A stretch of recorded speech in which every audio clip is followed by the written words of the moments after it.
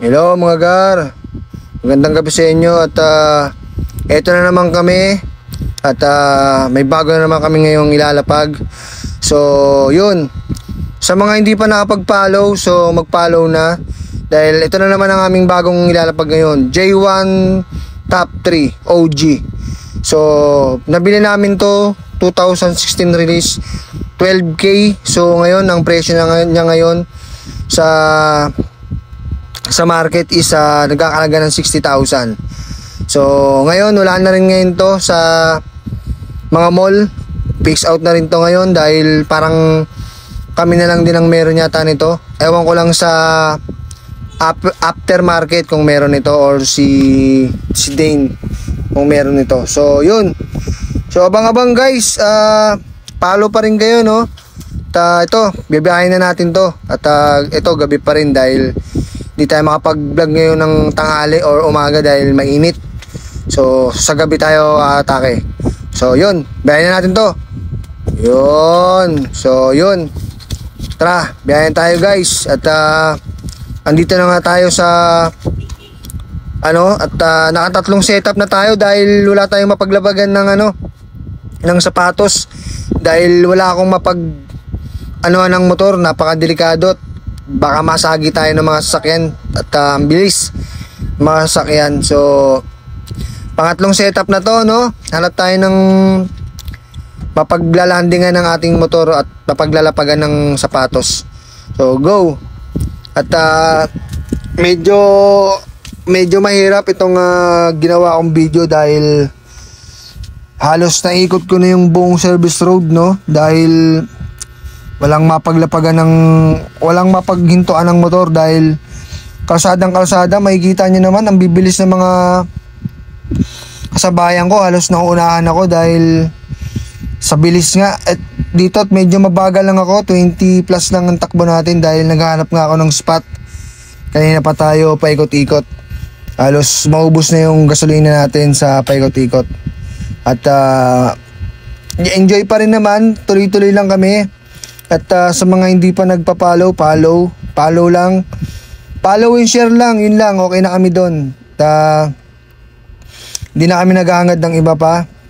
Sa follow and share nyo lang, natutulungan nyo na kami mga guys. So eto, biyahe pa rin tayo rito, hanap pa rin tayo ng paglalapagan. So tuloy-tuloy lang tayo dahil nag-enjoy naman ako sa ginagawa ko kahit na medyo parang mahirap kasi gabi nga namin ginagawa yung pag-aabandon ng mga sapatos.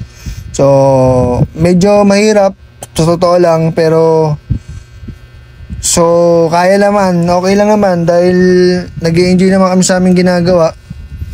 Dahil eto na nasimulan na namin to, tuloy-tuloy na namin to.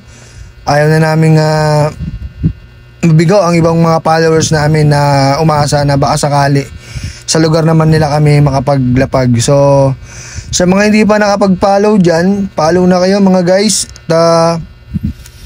Para kayo naman ma-update sa mga bagong video namin, no? Para next time ma-update naman kayo sa aming mga gagawing video, no?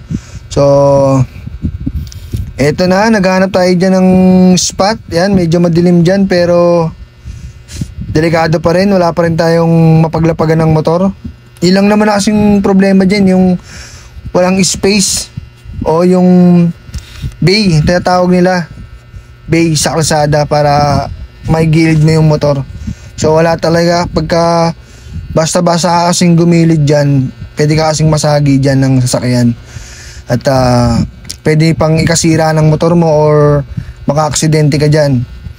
So kaya eto, medyo napahaba yung video dito dahil talagang parang no choice talaga na no choice talaga na bumiyahe dahil wala kang mapaghintuan. So eto dyan, naghahanap pa rin tayo dyan ng paghihintuan natin pero hopeless pa rin, no? So yan, biyahe lang. At buti nga ganito kasi kung tanghali to tapos ganito katagal, napakainit, grabe. So susukuan mo talaga kung sa tanghali mo gagawin to sa umaga. Dahil yung init talaga, sobrang init ng panahon. Hindi mo talaga kakayanin. Ayan, tumawid tayo ng release dyan. So andito tayo, tatawid tayo sa kabilang service road, no? So ayan, medyo delikado dyan dahil crossing yan. So yun, dito sa may kakaliwa ko nyan, ay kakaliwa kakanan, parang may naispatan ako dyan nung dumadaan ako dati dyan. May naispatan akong way bay, yung parang hintuan ng motor if ever na parang nasisiraan ka ng ganon. So yan, meron tayo rito, yan, liko tayo dyan. Kabisaduhin nyo guys yung mga dinadaanan natin, para makabisado nyo. So service road pa rin naman to. So yan, ang ganda ng biyahe ngayon dahil presko, no? Kaya ang sarap gumawa ng video sa gabi. Masarap na medyo delikado, yun lang naman yun. At tuloy-tuloy lang. And then, ayan, mga ganun ang gusto ko yung may paghihintuan ng motor, space na ganyan, yan. So dito malapit na tayo rito. Hihintuan na natin yan. Yan, yung kabila. Sinanay, nakahiga. So yan, dito na tayo. So ayun, hihintuan na natin to dito, no? At nakakita na tayo ng spot. So yan, okay, at makakahinto ang motor natin dito. So guys, ayan, nakahinto na tayo dyan. So gaya ng dati, magpapanggap tayo na parang nasiraan ng konti. So ayan, meron tayong i-check dyan. Kunyari, ayan, nag-signal tayo para hindi tayo maanuhan na mahagip na mga kotse or anumang sasakyan. Ayan, signal tayo dyan. Check ng konti, kunyari nasiraan. So i-spatan natin yung sapatos natin. Check natin kung nandyan para bago ko ilapag kompleto, no? So yun, ayan, kunyari papanggap tayo dyan ayan guys, ayan check nyo yung kalsada, alalaanin nyo, kabisaduhin nyo na lang. Sa mga riders, sigurado kabisado yan, mga riders na mahilig na madalas sa kalsada, yun, alam nila to. So sa mga walk-in naman, kabisaduhin nyo na lang yung mga dinaanan namin o dinaanan ko. So ayan yung sapatos guys, ayan, complete. Ayan. Isang mabilisan lang ulit to. Isang mabilisang lapagan lang to guys. Dahil parang hindi na tayo masyadong malata ng mga dumadaan. So, yan. Check. Okay, ayan na. So, yun. Pagkalapag ko guys, ayan yan. Ayan, dyan lang sa may may parang gutter. So, ayan guys. Hanggang dito lang tayo guys. Check niyo yung kalsada, pakabisado na lang. Yun. Ganito lang tayo guys. Yan. Thank you.